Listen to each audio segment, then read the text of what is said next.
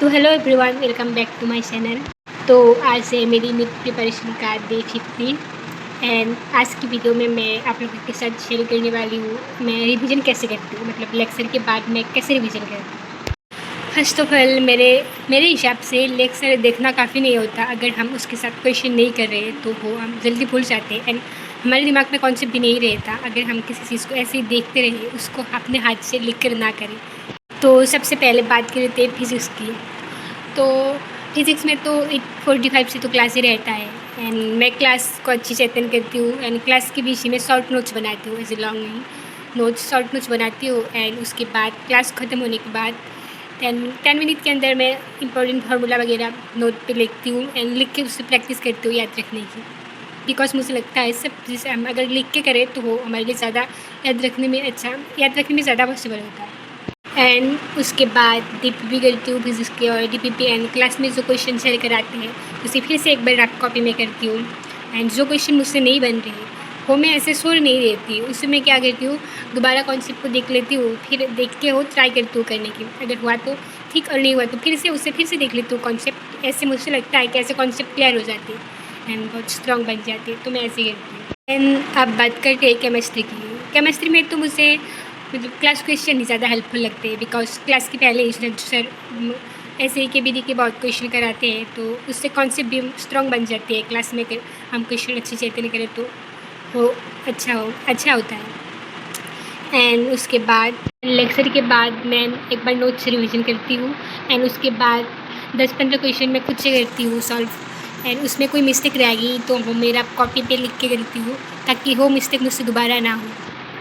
And अब बात करते हैं बायोलॉजी की। बायोलॉजी में तो मेन फोकस एनसीईआरटी ही है।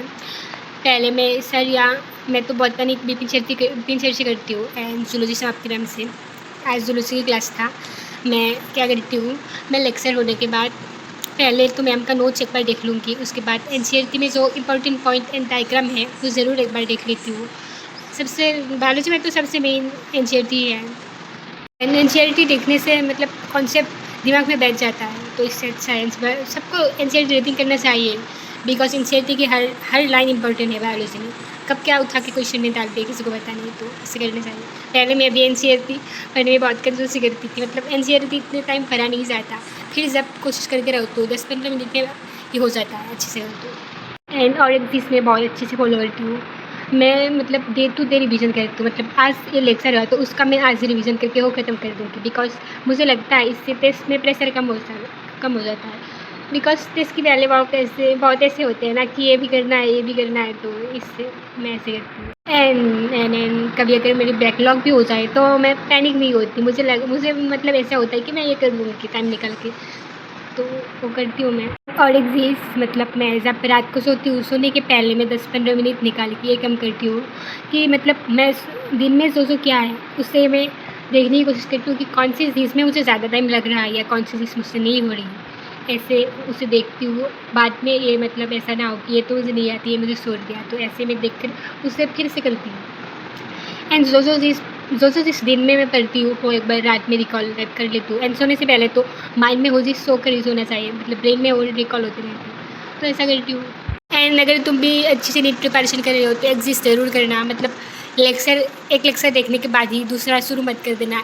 जो लेक्चर तुमने किया है उसका अच्छे से प्रॉपर क्वेश्चन सॉल्व करके उसे क्लियर करके रखना, उसके बाद ही करना बिकॉज ये छोटी हैवी दी एंड में बहुत काम आ जाती है। जब एग्ज़ाम की प्रेशर होती है ना तब हमें क्या करना है करी थी सब भूल जाते हैं, तो ये जो हम पहले करके रखते हैं ना उसमें एग्ज़ाम के पहले प्रेशर भी कम हो जाता है। एंड इस बार तो टेस्ट आ रहा है तो टेस्ट में अच्छे से देना, मतलब फर्स्ट टेस्ट है तो पैनिक मत हो जाना।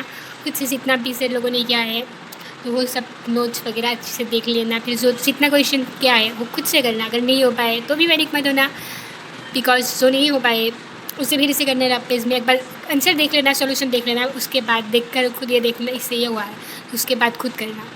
फिर से नहीं हो पाया तो कोई बात नहीं, फिर से करना बिकॉज तुम कर सकते हो।